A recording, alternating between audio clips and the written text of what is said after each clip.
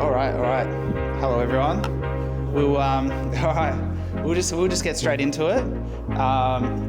So yeah, thanks for coming down today. My name's Luke. I'm the owner of the business here at Lightning Energy.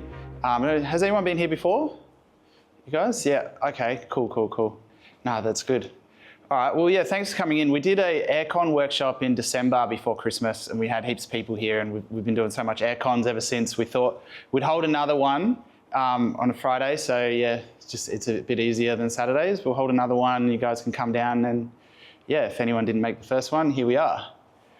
But all right. Well, so basically here at Lightning Energy, it's our mission to electrify Australia. We've worked all around Australia, but we're focusing just on Melbourne at the moment. So we're really trying to double down here and make a difference here, offer the full package of everything. So we're doing a lot of air conditioning now, but obviously we do solar, we've got batteries, we've got hot water, electric car charging. So we do the full electrification to get people fully off the gas. So if you guys want to go down the electrification road, you don't need to deal with 3, 4, 5 companies. You just deal with us. And we do everything, and if anything goes wrong, you call me, and I sort it out. Which, from time to time it happens. But yeah. So today we're going to talk about heating and cooling and the VEU rebate scheme. So a lot of people don't know about the VEU scheme. It came out about a year ago now. Well, the VEU scheme's been around for a while, mostly with lighting, but they added air conditioning, so about this time last year. So that's really taking off at the moment with a lot of people trying to get their accreditation, get in the industry, because yeah, there's a lot of work, and particularly around here, a lot of people have gas ducted systems, which is what we're mainly decommissioning. So the VEU program is just government program, Victorian Energy Upgrades program, and they used to be known as the Victorian Energy Efficiency Target Scheme, but they've changed it. So the main thing we're doing here is HVAC and hot water. So that's what we're doing, and we can claim some money from the government while we do it, which is good. So yeah, we see also there's a rebate on induction cooktops as well, if you are interested in that. That's actually really new. I'm not even sure if they've sorted out the paperwork around that yet. We're still waiting to see. But we have done a few, so we don't actually supply cooktops, but if people, because we can't compete with Harvey Norman and stuff, but if you guys buy cooktops and call us, we can install them for you as well. So there is that. Now, the VEU rebate, the amount that you can get from the government is variable. And now it's variable based on a few factors: the size and the efficiency of the unit you're installing and what you're replacing. Now, the rebate is mainly around decommissioning a gas unit. So if you're just installing a new air conditioner in a new location and you're not decommissioning anything, you might not get as much or very little, sometimes nothing. So that's something to be aware of. Now, the rebate comes as certificates. So I'll go into this in a few more details, but every installation is eligible for a different amount of certificates, and the certificates are traded from, us. I think energy retailers like AGO and stuff, they're forced to buy them off us.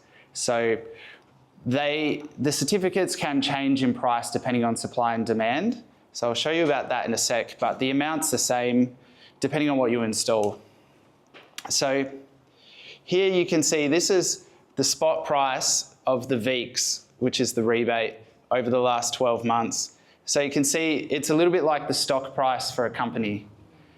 So you can see it was low and then it went high, and now it's still fairly high considering 132 is the highest it can get. So it's definitely up there. There has been instances in the past before this where it has dropped, but at the moment it's almost as high as you're going to get. So that's the spot price that we get for trading the VEEX. It could be anywhere from 10 up to 80 VEEX on one installation. And there's processing fees and stuff in the back end, unfortunately, involved in that. So you don't quite get this price, but you get about $10 under it. So these are the types of units that we're removing. Now, who here's been up in their roof? Everyone? Yep. It's fun, isn't it? You'd say, oh yeah. It gets hard after a while as you age. Even when I reached about 25, I was like, I'm too old for this.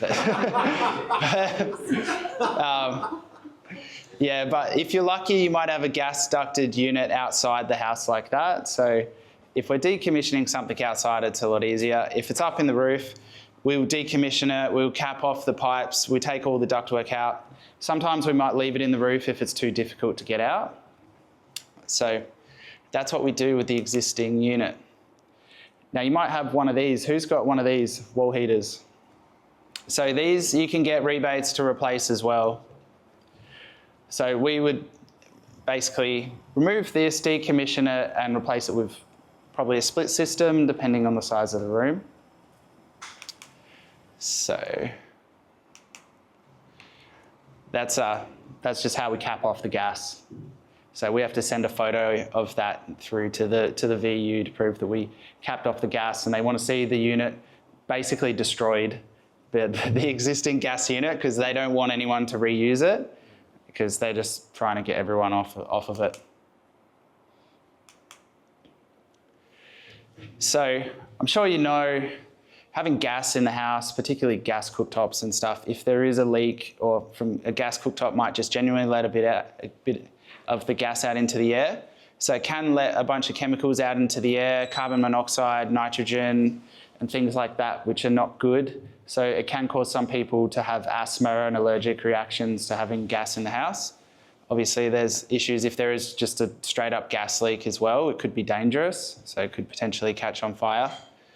There's obviously the environmental impacts of gas. So burning anything is going to be bad for the environment, even if just a little bit. If we all do it all day, every day, obviously it adds up. So we want to steer away from that. Running costs of gas could be fairly high. Now, I saw an article yesterday, it was posted in My Efficient Electric Home. Who's in that group?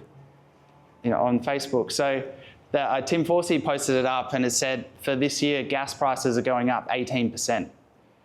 So yeah, you want to try and avoid that if you can.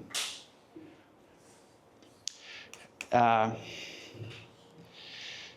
so the average houses in Melbourne, particularly the older ones, aren't very well, they're not very well built. They're not maintaining the heat or the cold air inside the house very well. Often a 3.5 star gas ducted heating in the house. So that could cost $1,500 a year to run. And often if you don't have insulation in the roof, or if you haven't sealed your windows properly, often that heat just runs straight out of the house. And then you just keep pumping more gas into the house, just burning more gas, burning more money, and it just goes straight out the window. So it's good to look into what insulation you've got in the roof as well, and that can make a big difference. I'll talk about that more in a sec. But yeah, older houses in particular can be a leaky bucket. So you want to be aware of that. If you've got a new house, even better.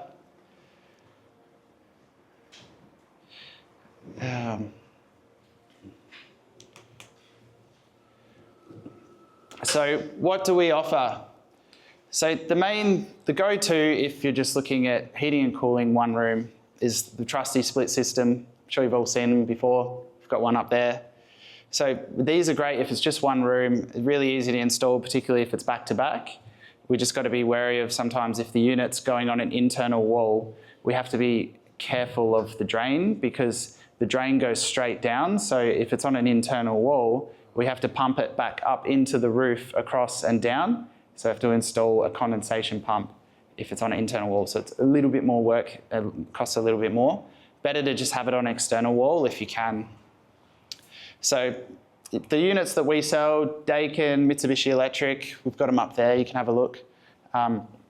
Really quiet, really reliable, great brands. So I would recommend those.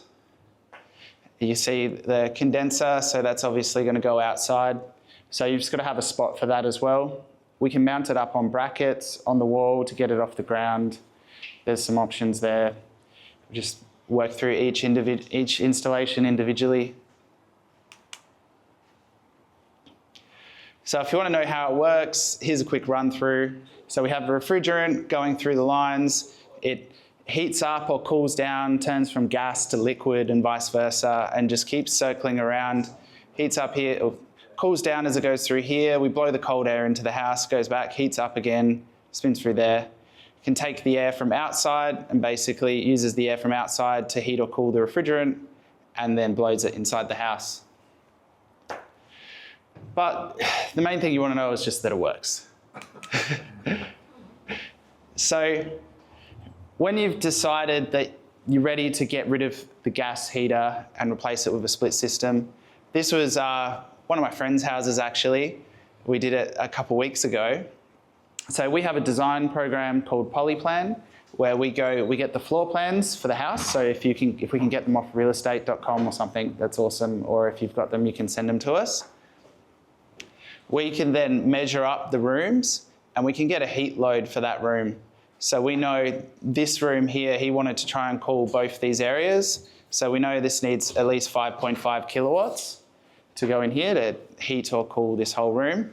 So we can measure up that, get the heat load. We can show you where the head unit's going to go and where the condenser's going to go outside.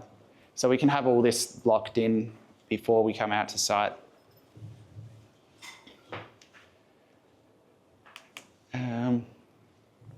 So the rebates, if you're doing just a single head split system, now the rebates could be, I did one yesterday, it was about 3 VEECs, so $90 to $100 a VEEC, around there.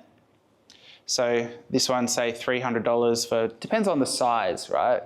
Because there's a VEU calculator and you can actually play with this yourself online. If you type VEU calculator into Google, you can have a look and you can punch in some hypothetical situations. If you know the part numbers of all the air conditioners that you want, it's quite tedious. But you can put the information in there and you can get an idea of how many VEECs you're going to get and then times it by the VEECs price, which you can Google the VEECs spot price as well. So if you're replacing a gas ducted unit, like the one on the wall that I showed you before, you probably get about a $1,400 rebate. So that's going to start to make a difference on the price of the unit.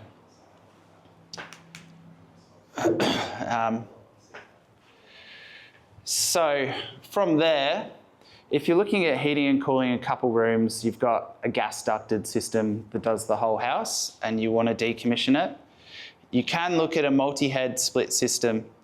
Now, we've been selling a Medea, we've got a VRF. I'll talk about VRF in a second.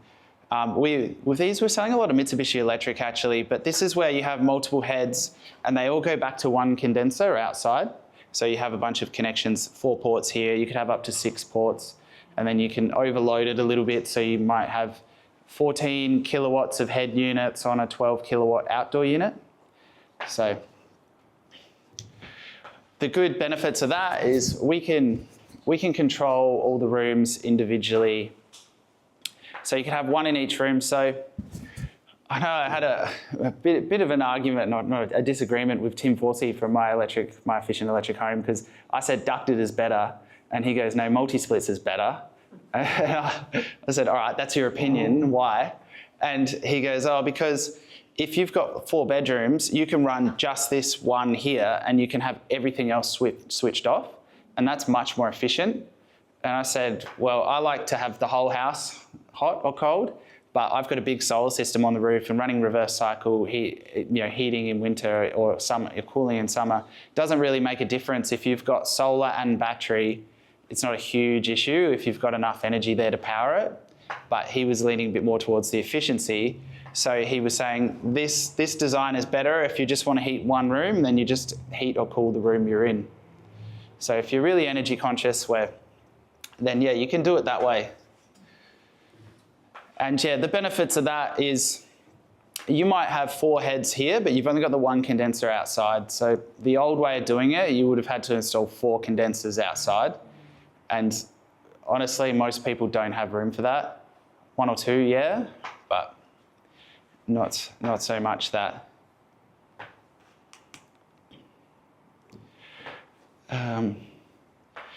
Yeah, drainage can be a problem with these if you put them on internal walls, as I said before. So It's good if you get them on external walls and just drill through the wall and drop down into a garden bed.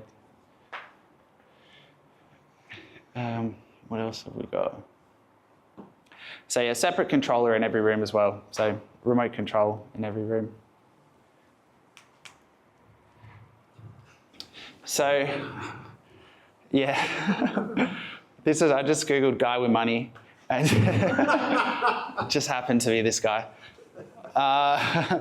Stock image. But yeah, so if you're doing, so we go off the total capacity of the head unit. So say you had 4 2.5 kilowatt units, that might be 10 kilowatts, or you might have 6, that might be 15 kilowatts. So if you're not decommissioning anything, the rebates are small, a couple $100. But if you're decommissioning a gas heater, a central gas heater, this could be $3,000 to $4,000 that you're going to get. So it really is worth decommissioning the gas heater if you've got one.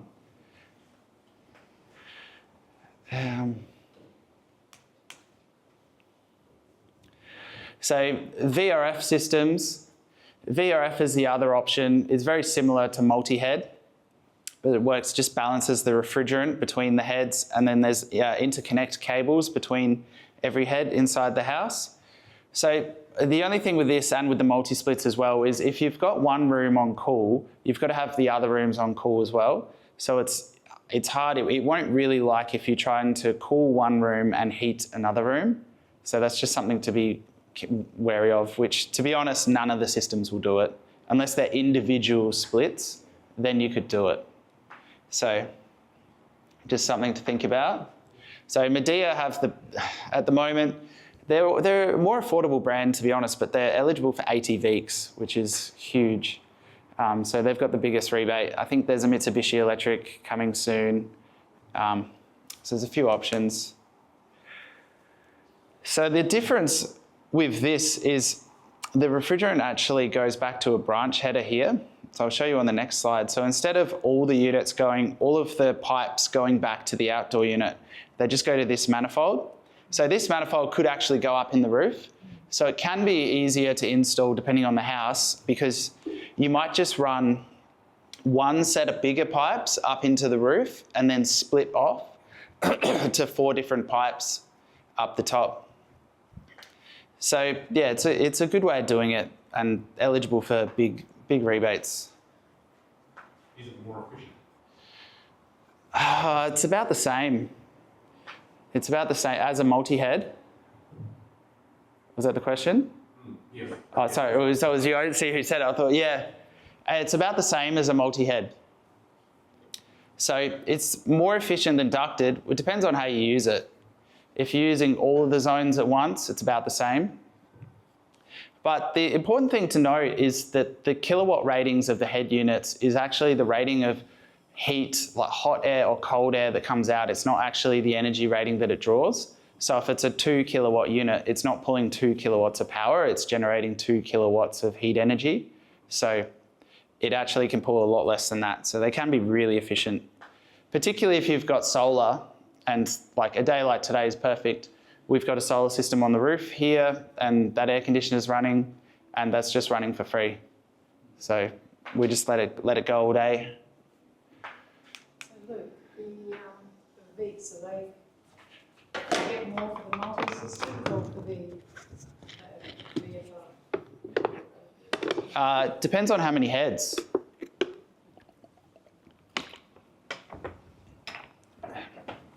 It's based on the kilowatt rating of the heads.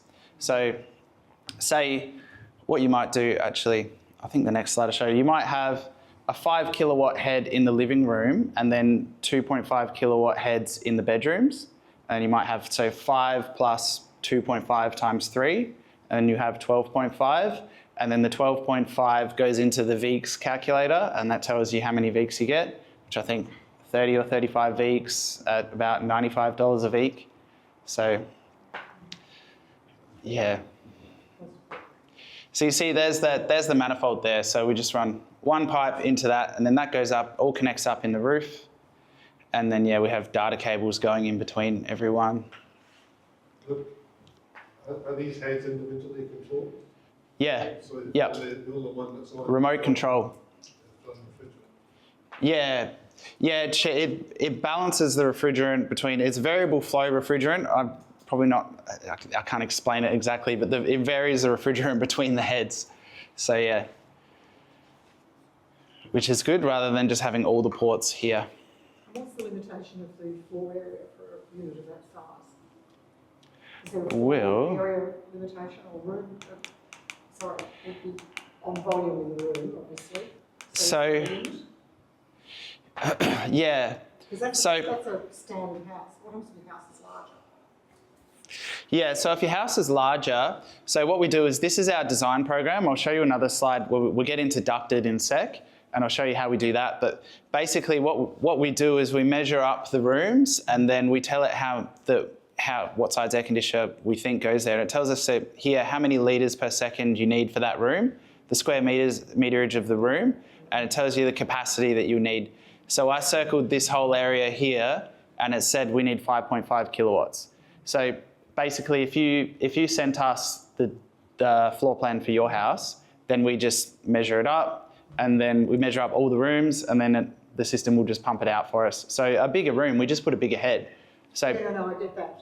But what happens if the house is larger? Like if you've got like 5 bedrooms and 2 rumpus areas. you'd probably be looking at ducted. Do you have roof space, or is it 2-story or? Single story. Okay. Yeah, well then you would just, look, you could do six heads on a 6 heads, or you want more than that. So then you want ducted. Yeah. Yeah. I'll go on to ducted next. Yeah, so if you do, so this here, so if you get the Medea 21 kilowatt outdoor unit, it can have, I think, up to about 22 kilowatts of heads on it. It's eligible for $8,000 rebate, so 80 VECs. So you can get a really big rebate if you're doing the multi-splits or the VRF units. Luke, sorry, just a question on that, because it's come up a few times. With the rebates, is it based on your most expensive component or the whole lot? So like if I'm getting like 4 air conditioners, will I just get a rebate on the most expensive one, or is it all 4? It is per condenser. So if you had, let's say if this was a house and you had 5 heads, but you had 2 condensers, then you can only claim the rebate against 1 condenser. So it's like a 1-for-1. You decommission 1 gas heater and you replace it with 1 condenser that's got 4 heads, and the rebate will be calculated based on the capacity of the heads. And then if you then install another split system in the rumpus room or something, then that won't be eligible because you can only claim the rebate once. Right. So you want to install like the biggest system possible. Yeah, you want to just go big the first time. And sorry, one follow-up question. So on, Yeah. on the rebates, like I see on your advertising, you might get this much, and then when I sort of find out, it's like, it's not that much. So Yeah, we say the maximum, obviously. No. Yeah. So it also depends on zone or something, like of the country, of the state, is that right? Like Postcode zones, yeah. postcode zone, doesn't it? Yeah, so But- the main things are what you're replacing it with, what it's replacing, and then postcode. Correct me if I'm wrong, I might defer to the sales team for this because I just want to check this is accurate, but it's the same for every postcode in Victoria, isn't it? Pretty well the same. I've only maybe seen one big difference. It's really, Yeah. it separates between country and suburb. Yeah, it's they have a similar program for STCs. If you guys have solar and you would have somewhat had some dealing with STCs, the companies normally try and just handle it for you, so you don't really know what's going on as much. But yeah, or they get it. They go in, they claim it, they do the paperwork, and they get it paid to them, and they give you the discount. But STCs, there's a map around Australia where you get larger STCs in New South Wales and in Queensland, and you get less in Vic or in the lower parts of Vic. If you're regional Vic and you're a bit higher up the map, I assume because you're closer to the equator, you get more sun. They go, we want more solar systems up there. Yeah, that's the theory. So areas where there's more sun, they're prepared to offer more rebates. But this is just a Victoria one for the air conditioning, and it's pretty much, like I said, I've not really noticed any discrepancy between any postcode, but it's one of those things we work out what we're replacing and what we're putting in, and then we punch it into the calculator and it gives us a number. But we know roughly what it's going to be, but we don't always know exactly what it's going to be until we do it, because there's a bit of variation. We've got Yeah. a parallel question. Are the bins tested? No, that's the good thing. Yeah, so anyone can claim them. That's all Yeah. Yeah, so ducted air conditioning, this is, if you want to do it once and do it properly, this is what I'd recommend. The only downside that some people say for this is that they use more power. So this is going to provide consistent air to the whole house. It's the best option for a larger house. Not unlimited, but larger amount of zones. So you could have 12, 15 zones if you've got extra rooms. And then you can have damper motors to section off each zone so you can turn them on and off. Central point of control, so yeah, controller in the center of the house. There's options where you can have it connected to your phone, so you can control some systems, not all from the phone, or there's extra Wi-Fi modules you can add. So, yeah, all the duct is up in the ceiling. So it's much cleaner installation as well, because yeah, you don't have head units on the walls. Once it's done, everything's up in the ceiling. You don't see it other than a little vent. So I prefer ducted. So look, just on that question, I've got ducted air cleaner gas heating the roof and condenser outside for cooling. Yeah. How would that go, just getting rid of the gas?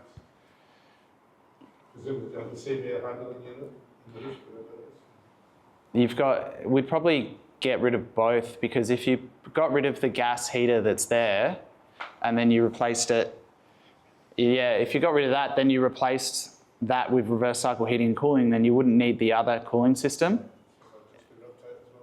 Yeah.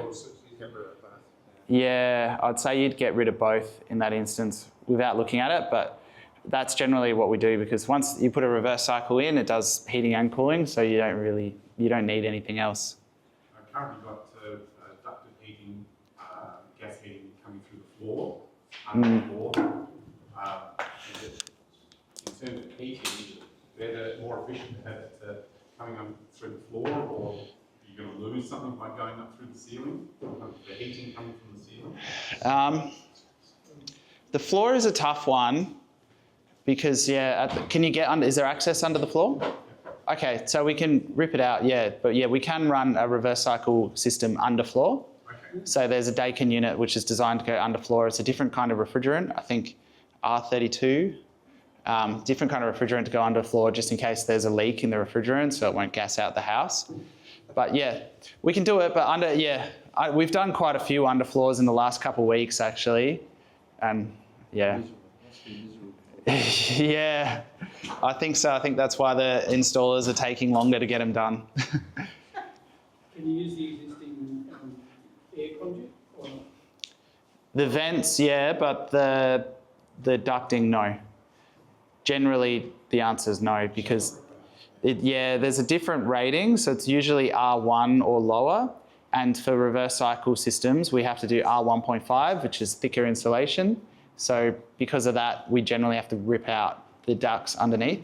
I know the VEU won't allow it because they check photos of all the jobs now. So I saw an email yesterday. There were people that were trying to get away with using the existing ducts, but they sent an email out saying from the 10th of Feb, we don't want anyone reusing the ducts at all. So I think people have been trying to do it. So what do they do when some of our ducts go between the first and second floor? How do you access those ducts? Yeah, that's probably the only time we would reuse the ducts. If it's a double-storey townhouse and we run new ducts on the top level, and then there's one duct that goes down a riser to the bottom level, so then we just cut that at the top, put a coupler on, and then pump the air down, and downstairs is just one zone. So there's really not much you can do about that. That's the only problem. So with these, we can have you can have the zone mode. You have zone dampers, which are controllers which turn the rooms on and off for different areas for bedrooms. So we can have temp sensors in them as well.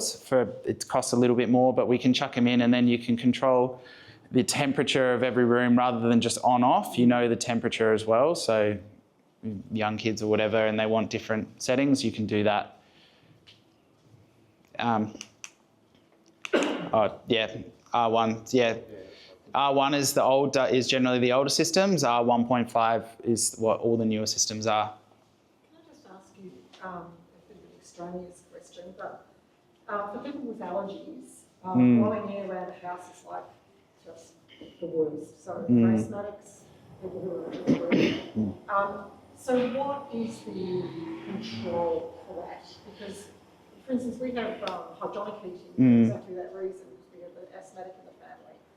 So how do you control all that when you're blowing everything around the room? So to a degree, they have a filter built in, but what I actually have done at my house, and we can do, is you can get custom sized HEPA filters.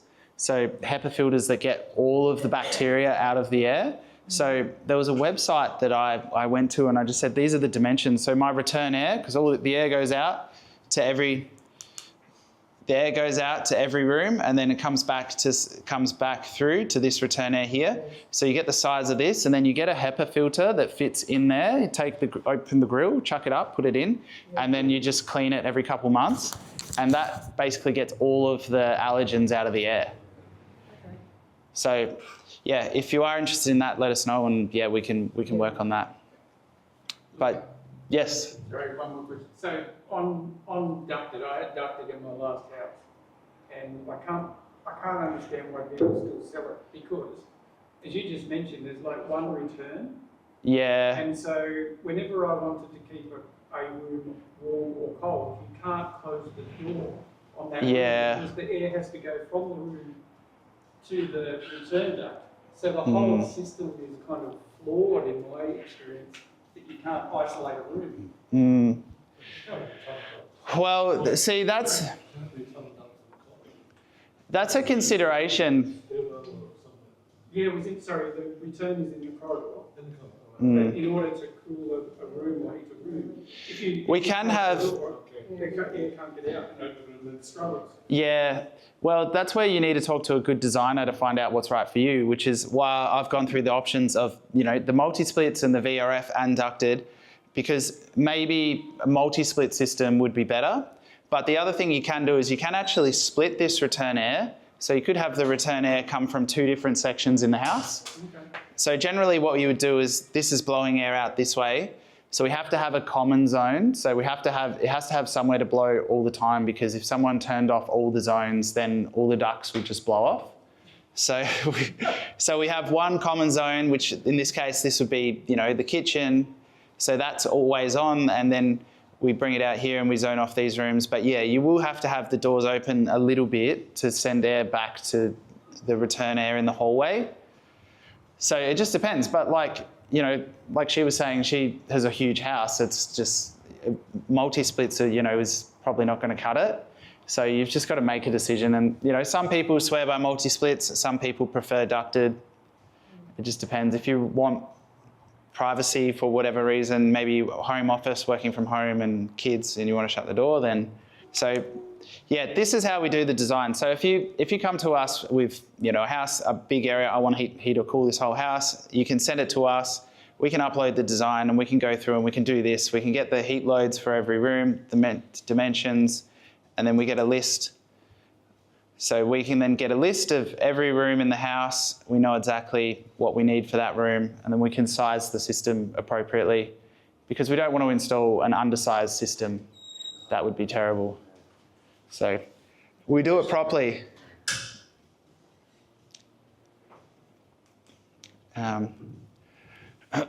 So this is what your roof will look like, because I know you want to go up in the roof after. So yeah, there's your old one. But to be honest, they actually look a lot worse than this in real life. This one looks like it was installed pretty recently.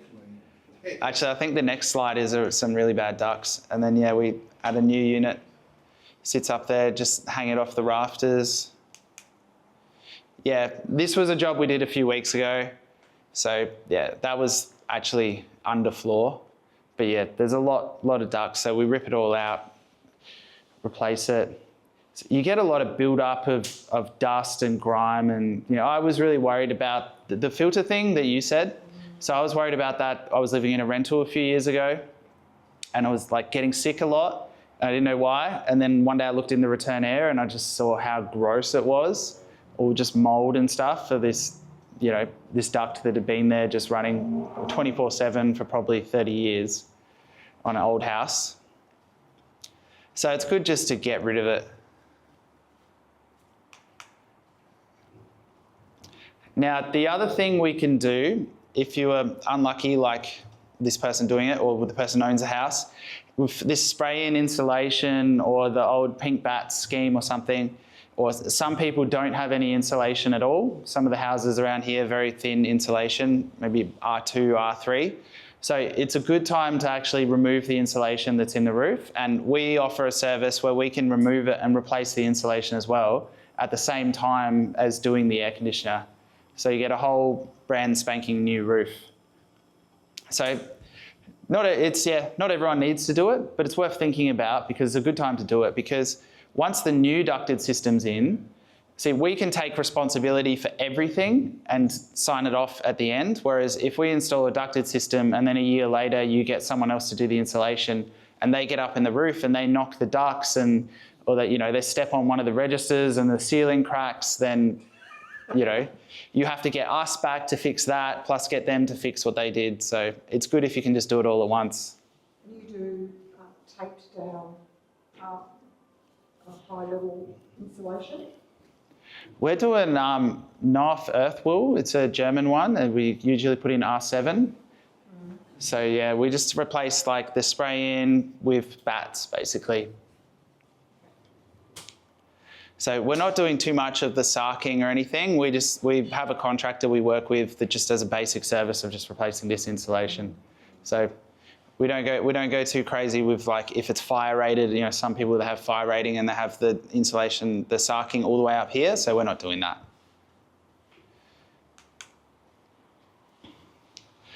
So you want to think about what outlets you want. A few different options: cone diffuser, jet diffuser, multi-directional outlet. The cones are good because they're easy to install. You get them straight every time. Installers like it. They look clean. Yeah, the jets are good. The multi-directionals are good if you want to move the air around. You want to get up and play with it yourself, but we've just got to make sure that we install it square with the corner of the room. But it's a good thing to think about which ones you might want as well in the process. Controllers. This is a standard Dakin controller. So you can control zones. Some of the ducted systems don't come with zone controlling as standard. So you want to definitely specify that, because some people go for small houses and they just have one zone and that's it, and it is cheaper to do it that way. So you can, but if you want zones, let us know, and you can go with either something basic like this, or we recommend the AirTouch 5 controller, which is basically like an iPad that controls your whole aircon, and you can browse the internet on it as well, if you really want to. You can connect it to your phone, and you can set things like geofencing and stuff on your phone and different time schedules. So geofencing is good. You could say, whenever I'm within 5 kilometres of my house, turn my air conditioner on. So when you're driving home, the air conditioner will turn on when you're 10 minutes away, if you want. And you can see all your different temperatures of all your different rooms and everything here, and you can adjust it. So Would this be able to cater for a variable speed controller for the fan, so you can? Yeah. The mine's either on or off.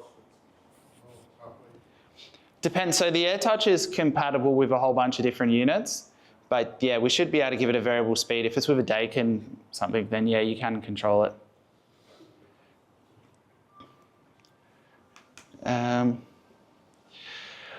Yeah, so it's based on Android technology. So it's not an iPhone, it's not like an iPad, it's like an Android, but it's pretty good. It gives you an air quality score as well, so yeah.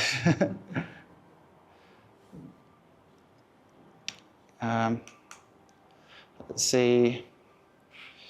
Yeah, so the rebate on ducted, look, we can, 6.5 grand is about an average rebate. We can get a little bit higher than that as well if you're installing a bigger 18 kilowatt. You know, we can do 3-phase units as well. A lot of the 3-phase units, some of them aren't approved for the rebate, but there are some 3-phase units that are approved. So we can get... Why is that? Sorry. Why is that? Because it's an administrative nightmare to deal with the VEU. So a lot of the manufacturers, they have a huge range of, so these aircon guys, they have hundreds of different units for every product. They have hundreds of different model numbers, and they just pick 1 or 2 and they push those through to get approved. So they don't want to get their whole product range approved. But they'll usually go for split systems. They'll get like a 2, a 3, a 4, 5, and an 8. So they have the standard range, but yeah, just not everything. With some of the bigger units, like I think over 21 kilowatts, I don't think there's anything that's approved by the VEU, because most people wouldn't need an air conditioner that big in their house. Or if they did, they would have 2. So if it was a massive house, they might have 2 separate systems. So, but yeah, big rebates from the VEU, so look into that. Nothing if you're not decommissioning anything. So we have to rip something out. Now, running costs can be a bit for a ducted, so 1,000 to 1,500 a year to run a ducted aircon if you're running it. In Melbourne, 70% of the time, it's either too hot or too cold. It's very rare you get a fairly nice day like today.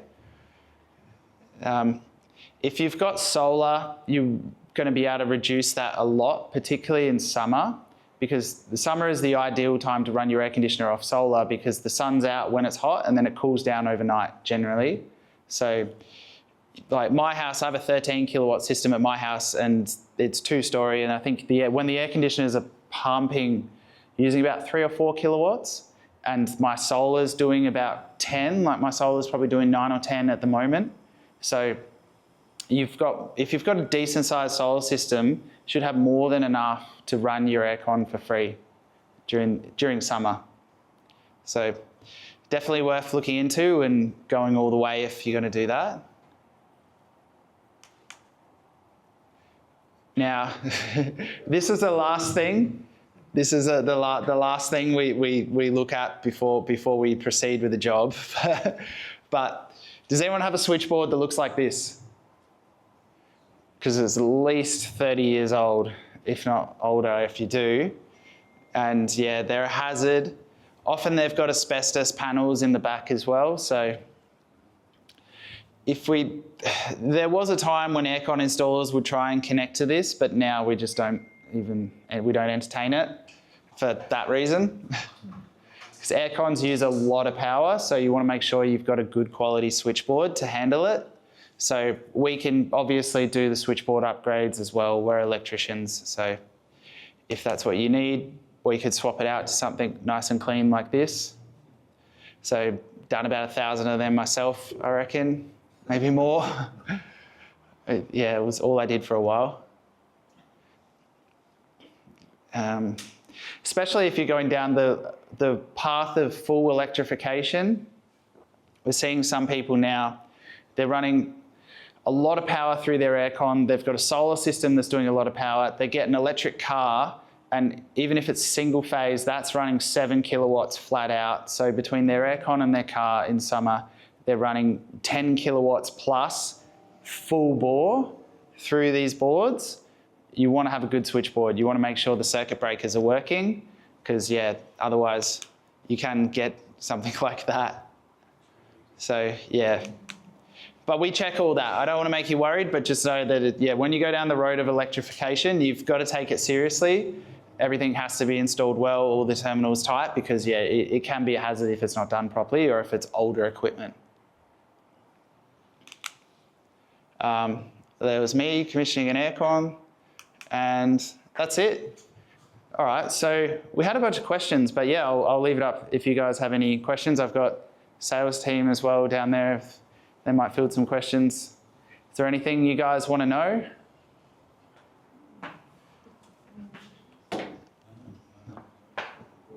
Yeah? My main objective is to remove the gas. I do have evaporative cooling, which does a pretty good job in Melbourne. So it's mainly replacing the gas. In terms of efficiency and stuff like that, and cost savings or cost running, that's where electric air conditioning is going to be utilised. How do you typically find the cost difference in terms of operation?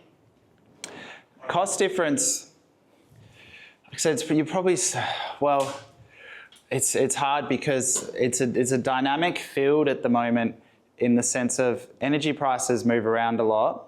And like I said, it depends. If you've got solar, then your running costs are much lower. And as I also said, that this quarter, gas prices are going up 18%.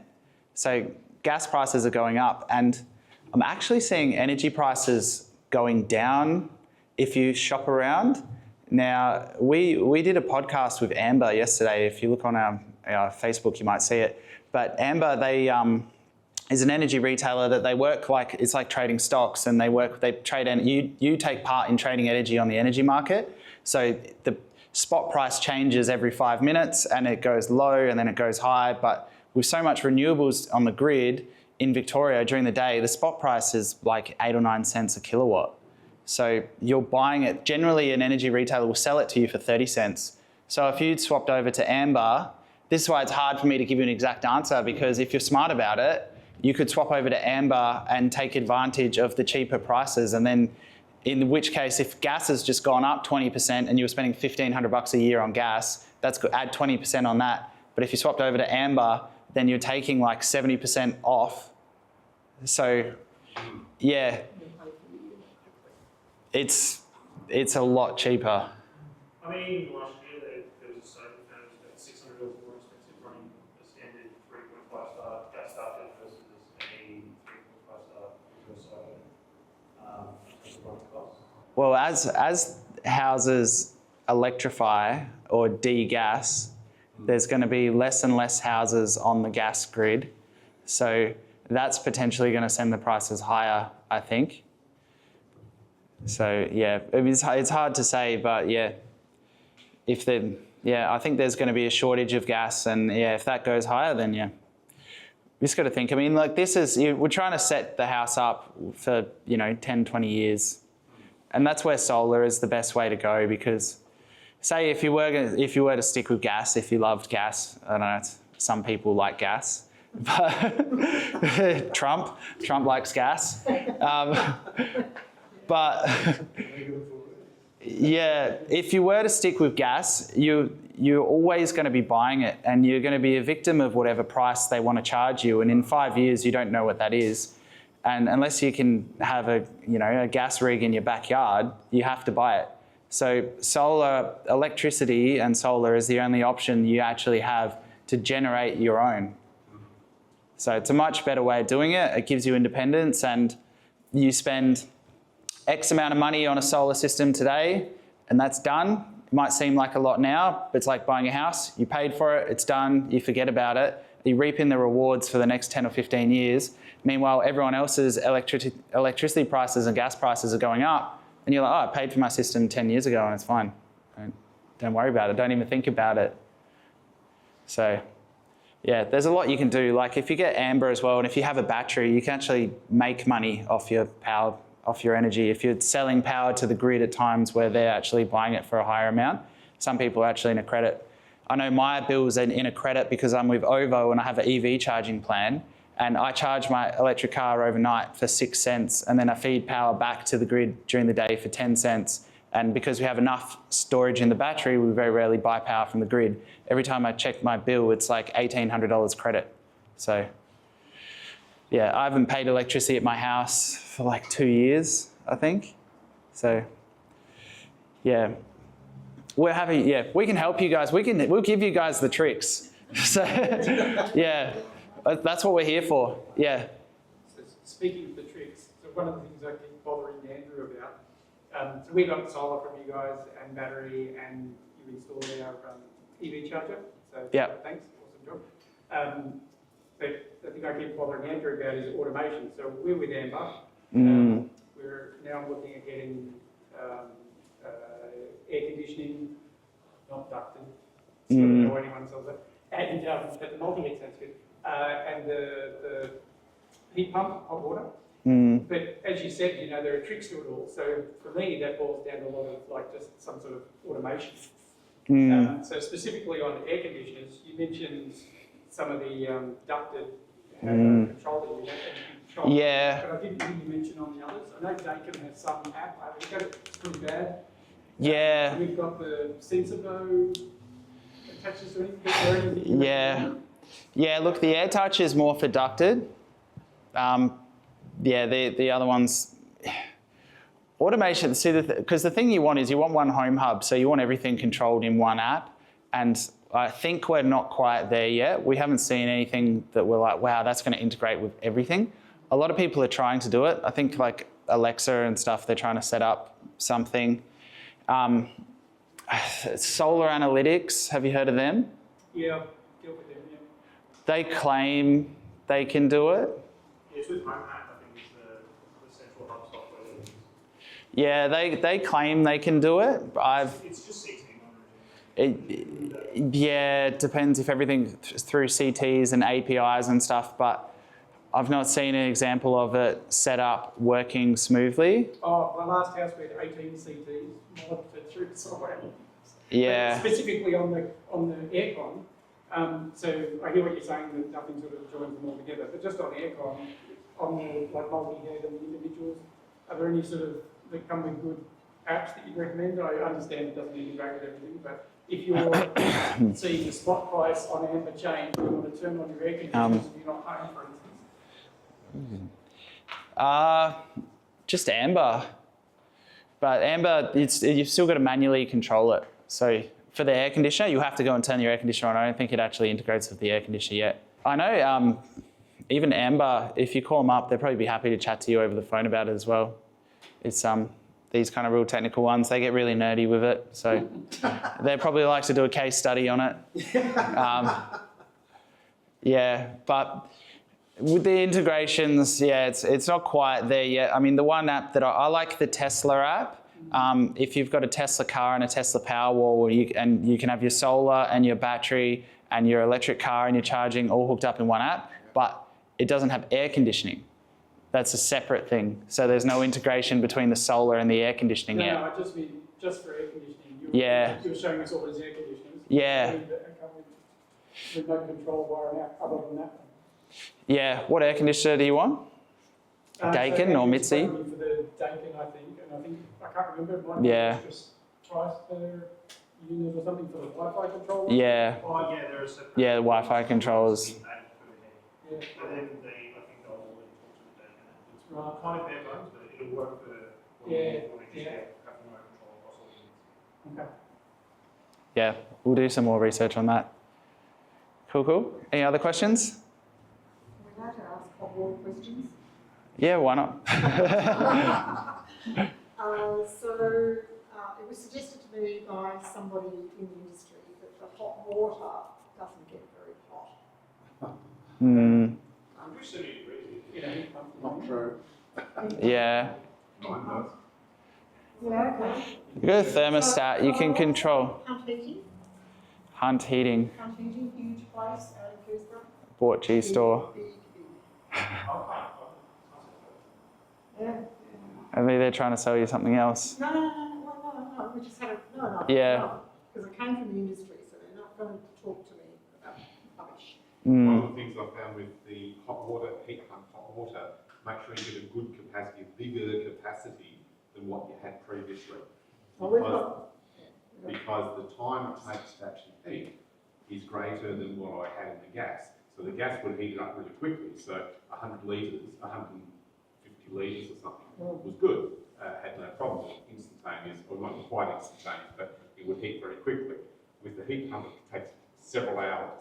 And so for our household, we needed a 300 litre heat pump to have the capacity for multiple showers in a relatively short time. You can have your heat pump run 24 hours a day as well. Some people have them just run during the day. and then they can run out of water, so they have it on a timer. So they just heat when it's free from solar. But if you have a run 24 hours, as soon as the temperature drops a bit, it'll just heat it up again. So it uses a bit more electricity, but if you're a heavy user of water, then yeah, you can do that. Cool. More questions? All right, no worries. Well, look, thanks for coming down. We just thought we'd sneak this one in on a Friday. Appreciate everyone coming here. I hope you learned something. We do all this for free. Obviously, we are here if you are interested in buying anything. That's my sales team at the back. You can have a chat to us. But yeah, if you guys liked it, we'd appreciate if you leave a review. There's a QR code on the back by the door. So if you could leave a review for the business, that would be good. And yeah, thanks for coming. All right, cool. Thanks.